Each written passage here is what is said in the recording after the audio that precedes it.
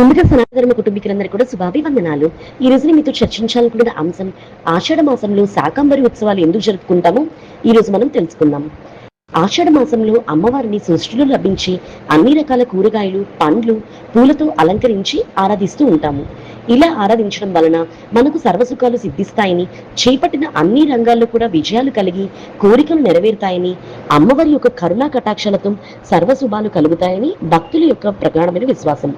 మరి ఇంతటి మహిమాన్వితమైనటువంటి శాకంబరి ఉత్సవాలు భద్రకాళి అమ్మవారి ఆలయంలో అత్యంత వైభవోపేతంగా ప్రతి సంవత్సరం కూడా జరుపుకుంటూ ఉంటాము. అసలు ఈ శాకంబరి ఉత్సవాలు భక్తులకు పరిచయం చేసింది కూడా ఓరుగల్లు చరిత్ర కలిగినటువంటి భద్రకాళి అమ్మవారే. మనకు ప్రతి ఏటా ఆషాఢ మాసంలో నిర్వహించే శాకంబరి ఉత్సవాలకు పెద్ద చరిత్ర ఉంది. ఆషాఢ మాసంలో అమ్మవారిని సృష్టిలో లభించే కూరగాయలన్నిటితో కూడా అలంకరించి ఆరాధిస్తూ ఉంటారు. అంతేకాదు, కూరగాయలతో అలంకరించి ఆరాధించడం వలన కరువు కాటకాలు దరిచేరవని, కోరికలు నెరవేరుతాయని నమ్ముతారు.